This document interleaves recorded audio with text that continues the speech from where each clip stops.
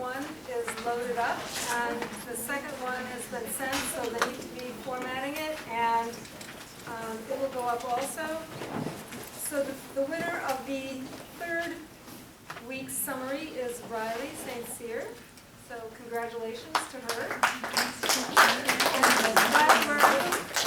Great, if you could format it, make little corrections, and then send it to me as a Word doc, then I can send it on and get excited. And it's interesting because some of these get downloaded multiple times by people all over the world. And I think you guys get announcements about it too, when you get a report every month about how many times it's been read, which is great, I think.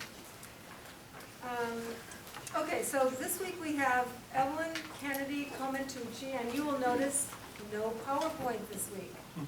So this is new and different. You guys are so tuned into PowerPoint that you'll have to actually look at the Sakai site to figure out how to spell her name. So it's up there, how to spell her name. She is a URI grad. She got both her bachelor's and her master's degree here. And she's been involved in lots of different things, but she owns a company called Sotique, which is in Groton, Connecticut. And she's going to tell you about a project that she's been involved in for many years about clothing for the disabled and elderly. So, Evelyn. Thank you, thank you. I'm going to go up there so that I can get started.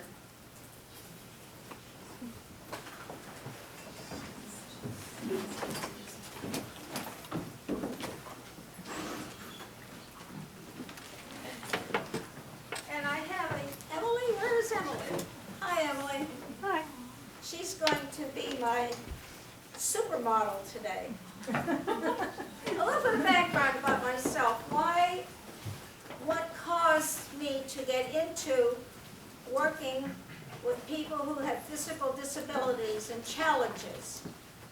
In 1950, I fell skiing at Stowe, Vermont. I was in the hospital at Copley Hospital for 3 weeks, and the left leg was in a cast. I lost the fibula and tibia on the bottom of my leg. They're no longer there. There are 3 steel screws that keep my leg together. So for 1 year, I had a cast from my toe to my hip. It was during that time, with a husband and 3 children, that I became a handicapped homemaker. I could no longer carry a cup of tea across the room. I couldn't put the pasta bowl on the table. I was on crutches. So instead of using the underarm crutches, I used the forearm crutches, and at that time they were called Canadian crutches. A cuff here and a cuff here, and I did that for 3 years. The first year I was terribly depressed, terribly, because I'm a very active person. Even to this day, I'm quite energetic and active running a small company in Groton. Anyway,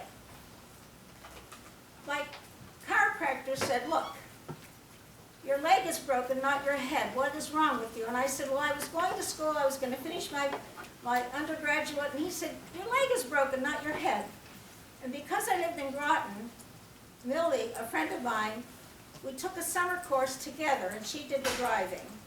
At that point in time, I went into a brace. Actually, I went to the Children's Hospital in Hartford. They gave me a brace where I could move my foot, I could move it this way, and I could bend my knee, and the hip bone came up to here. It was ugly. Special shoes. I survived. And one of the reasons I survived was I got my head working again. At that time, Dr. Crandall was in charge of foods and nutrition, and she was studying programs with the handicapped homemaker, a carryover from the University of Connecticut. So she and I collaborated, and I did my special problems in her program, describing bathing, myself getting in and out of the tub. I couldn't shower. How I handled my hair, how I handled my kitchen duties, and how I handled things like laundry, making the beds, changing the sheets, doing marketing. I had a husband and I had 3 children. the children learned at a very young age how to do laundry. They had to learn how to sort out the colors, and it was on a lower level in the basement of our house, and the children did that. Eventually, they learned how to change the sheets on the bed.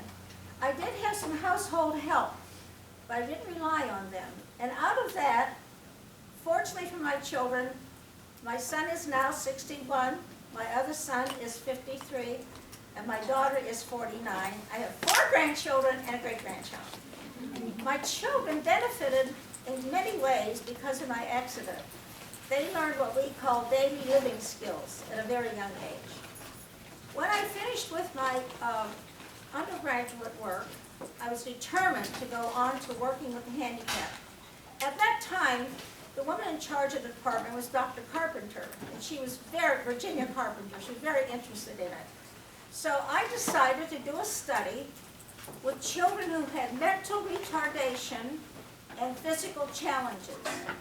I took 5 children out of the group and settled on 4 later on, because these children were in an institution in New Waterford, Connecticut, and they were being dressed and fed. They were not independent at all. They had no daily living skills. So I went over and talked to Dr. Finn, who was in charge of the institution, and he, Dr. Finn, and Dr. Carpenter here collaborated with me, and I set up a teaching program.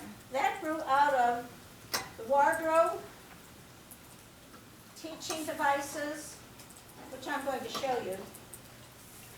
This developed, and fortunately Mattel, who makes toys, took this idea with it, because I worked for them for a while on designing what they have now in training.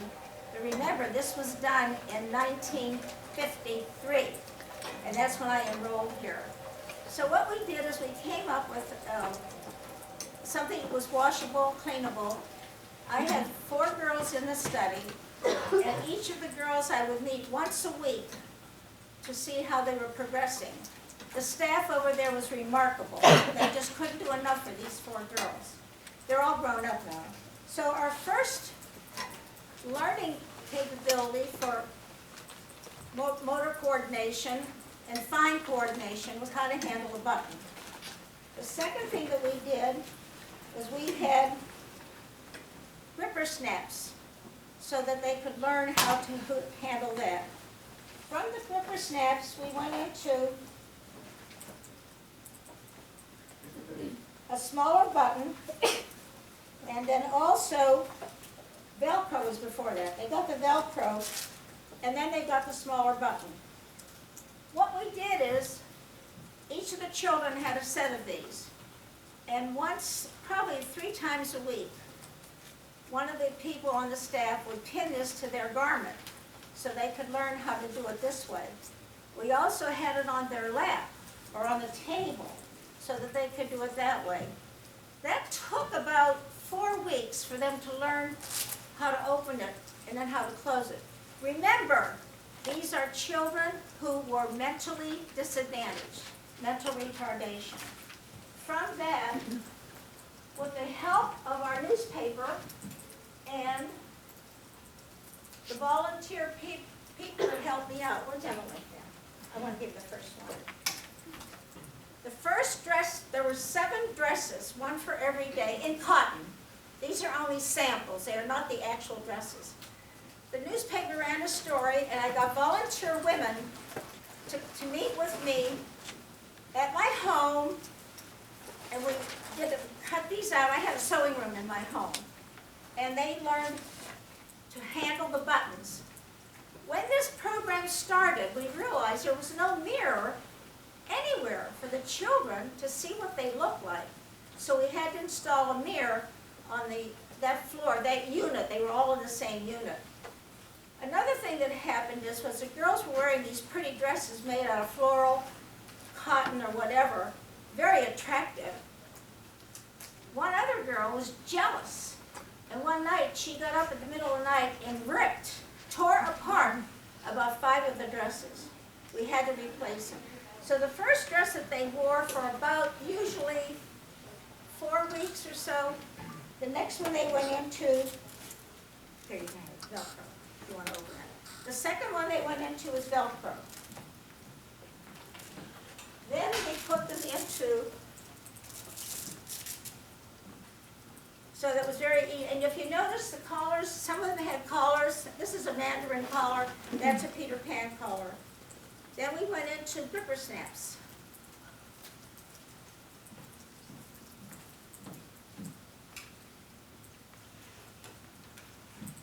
You may say to me, why did we do a zipper? Well, at that time, children's dresses did not have zippers. So what we had to do then is we designed a vest.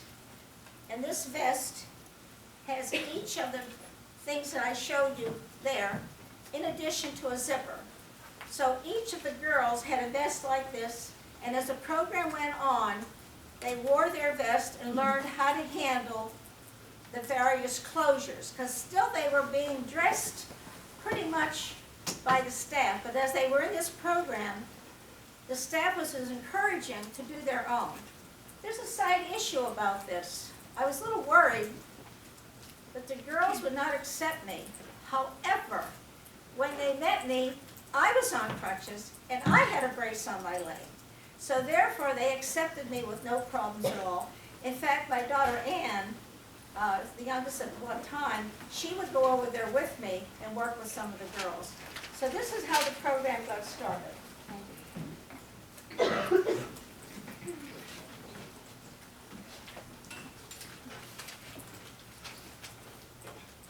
From that point on, I had to start thinking about what do you do other than girls' dresses. Being a handicapped homemaker, I was very aware of some of the problems that other people had. So this is quite simple. If you've ever had a child or an adult wearing a body cast or any kind of a problem, they can't raise their arms. So I took the idea of using ready-to-wear clothing that you could get at Sears, J.C. Penney's, or whatever, Macy's, and adapt it by just putting in the zipper. I'm going to have her do this. When you pull the zippers down, your arms can go up into it.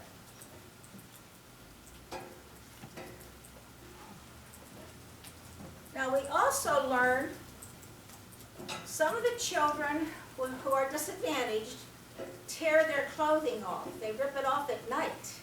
So we came up with a design where you have an item. This is the dress. Button in the back, but somebody else would have to button it. But for neatness and safety, we came up with a different colored bibs. They're attractive. They didn't look like the children felt ugly or anything. You know what I mean? And I put dignity into their clothing. So that's how this developed. I'll put this down. So ready-to-wear clothing was my key to developing a line of clothing that we could have affordable. A lot of people have very small wallets. And then if you have a child who's disadvantaged, you have an even smaller wallet. So this design is a design you're going to see today with one exception. We took the zipper all the way down to the toe. Therefore, to change a diaper or underclothing, you did not have to undress the child. So we just bought this at Sears, and it stopped usually right here, and we just went right on so that the child could be changed, cuddled, or whatever. I developed several programs. Not everything is here today, but for a child, boy child, or girl child, an undershirt, which you sometimes need in the winter, you simply open the top at the shoulder, put in a snap, and therefore they can dress themselves. Now what happened was, the program started in January, and I had to be finished by the middle of May to complete my work and then write a thesis. I did write a thesis, and there is a copy of my thesis available through the department. I think Dr. Welcher said there is one there if you ever want to look it up. The thesis gives you the bibliography It also tells you how I got my supplies. I never had a budget because I had a husband who was taking care of me and 3 children, and just coming to school was tuition and books and meals when I was coming here. So I went to the various woolen mills, no longer exist now, mostly in Providence. And I went in there and told usually the corporate manager, district manager, who it was, what my program was.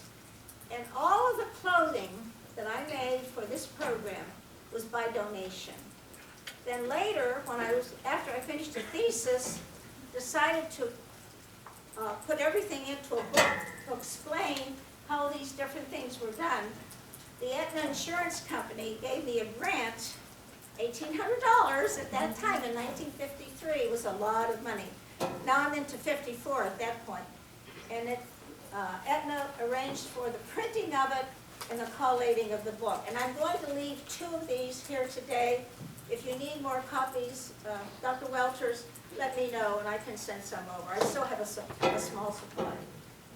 Well, what did I do as a handicapped homemaker?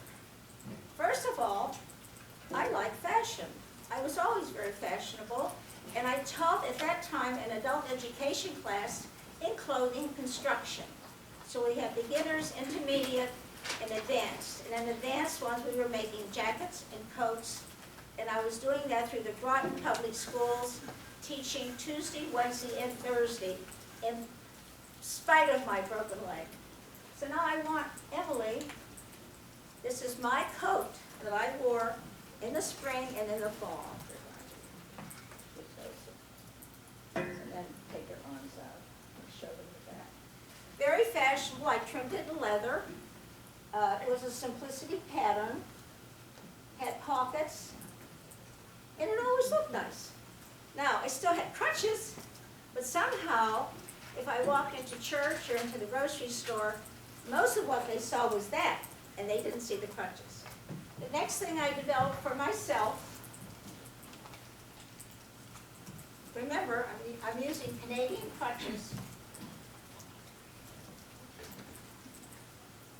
I was a lot thinner and a lot taller. In the last 10 years, because of my age, I have lost, thank you, I have lost 3 inches. So 5'3" made a difference in how my clothing would look then than it would now. This is my spring. I had a winter coat, was the same idea, I didn't carry it today. And then there's little hooks on there that you could button it. Very attractive, in spite of the handicap factor, because remember, from 1950 to 1953, I was on crutches. And I was back in school at that point. I want you to back.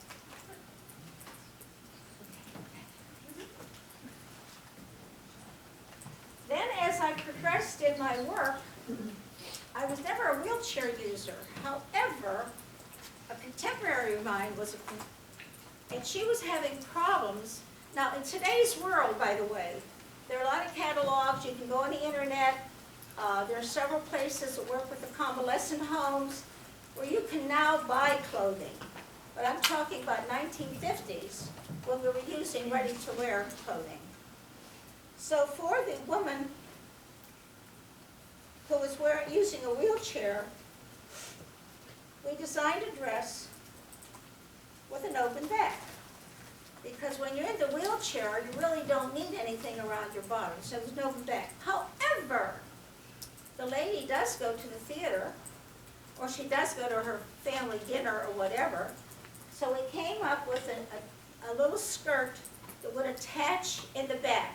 So therefore, we had our back covered, and we had the dress.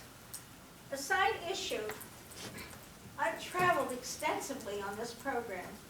And I was in Japan in 1984, 1990, and 1996 as a guest of the Ministry of Health. Most of what you see here, I gave them permission to go ahead and use my patterns, because all of these developed into patterns. And that book now is written in Japanese. I didn't bring it because you can't read it anyway, but my designs are all in that book.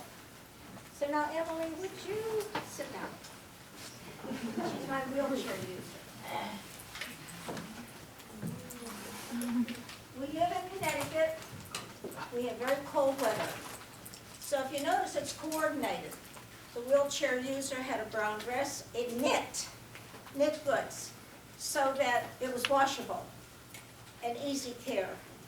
So while she's sitting there in winter, if she's going to go out at all, we have a lap robe. And again, this is for your feet. Your feet go in the bottom. Okay? And she has a cape with slits. Do you mind just going over your head? Put it on first. You'll notice it's a high neck for warmth. This happens to be washable wool because, again, I had to think about care and maintenance of clothing at the time. And again, it's very attractive. So she would be color coordinated with a brown dress and this, and I think it's quite handsome. It looks very good. Now, I was not a wheelchair user till later on in life. About 5 years ago, I fell down a flight of stairs, very seriously damaged my body, which you can't see, but I was in a wheelchair for about 3 months. So I know what this is all about. Now what about, oh, then the other thing, the convalescent homes do this. For people, and you may have a grandmother or an aunt or whatever, or mother-in-law, where they can't dress themselves. So this can be purchased, although I did my own designs. I did them in nightgowns and I did them in dresses. So this is Velcro that opens in the back. It's attractive, it's washable, and it has an expandable waist. So therefore, someone is sitting all the time, there's no constraint. Now, what about the men? We've got to include them. Men who are physically challenged, can't dress. Again, we have Velcro. And I made an attractive, it looks like pajamas, but it's better than pajamas. Because if someone is coming in to visit or whatever, it's a little more appropriate than just having pajamas. And again, in the waistband, I'll show you another one in a minute. We made the waistband so that it would be a drop seat. I'm going to show you the drop seat there. So the men were included, and I'll tell you about the book in a few minutes. Also, you may already know this, you can use a clip-on tie, so you don't have to have a four-in-hand tie, which is the knot tie. So you can get a tie for a man or a child with a clip-on, and what we did is we took the buttons, open it for me, I'll hold it. We put the buttons over the top. It is easy to do. It's just that we're holding it and not wearing it.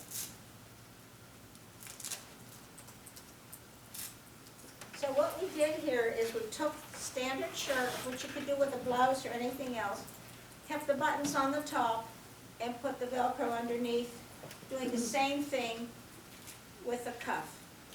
Washable, except that with Velcro, you may know this, in the washing machine, particularly an agitator, I had to tell people, put a pin of some kind to hold it together. The Velcro will separate. It will tangle the goods in the laundry. Because I always have to think, care and maintenance. Maybe you come up with a good idea, but is it every day? And is it practical? So that was one of my issues. Now I'm going to have Emily help me here. Would you take the jacket and take the vest?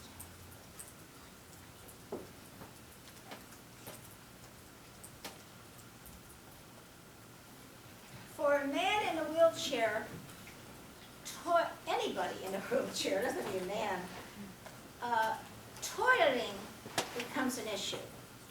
You guys are all too young to even think about it. Forget it. You're not going to have any problems for the next 40 years, but then you will. So, well, your grandmother may, I don't know, but there are people that have problems toileting. So what we did is we designed And also, by the way, there was a banker. Do you guys watch Krautheimer at night? Do you know Krautheimer? Somebody? No, you don't. He's on at 6 o'clock. He's a reporter with Fox News. He's handicapped. He can't walk. He's like President Roosevelt was. He's in a wheelchair. And when he speaks, he has difficulty. He always he's dressed to the nines, but he uses a wheelchair. So what did we do for toileting? The first thing we did, we got rid of the button, put on the Velcro. We made a longer zipper. There are a few men here in the audience, and they may know what I'm talking about. If the zipper, particularly on jeans, is too small, you'll have a hard time getting it down over the buttocks. So therefore, we did a longer zipper. That was step one. Step two, we put zippers in the side. So when you put the zipper, and as I said, there's a banker who I had to do this for. He was a bank manager. So when you drop the back seat to do the toileting, this will stay around your waist. So therefore, you don't drop the trousers all the way to the floor. You drop it only that halfway. That takes care of the below the torso, or the lower torso section. Then what we did, according to the client's need, we had to do some of these things. We're ready to wear. We took the vest, and based on their needs, whatever they chose, the vest would be a Velcro, a snap, or a hook. There were several kinds of adaptations for the vest. Three-piece suits come and go. They're in for a while, and then they're gone, then they're in for a while. Right now, you're going to see some of them, but not many. And then again, the buttons are on the top. So now we get to the jacket. You can see one arm is shorter than the other. And there is a dart. You all know what a dart is. And there is a zipper. If they have any kind of a body problem or a body cast, Velcro, they can get into their sleeve with greater ease. I wish some things were made like that today, because a lot of the sleeves are hard to get into and get out of. Once again, for seating, we put zippers in the side so that therefore it would be easier for them to put it on and take it off. To try to put a jacket on when you're in a seated position, I know, I was there. It's very hard to do. So therefore, by putting the zipper in the side, which you don't see anyway, because of the zipper, because of the sleeve, it's much easier to get into and out of.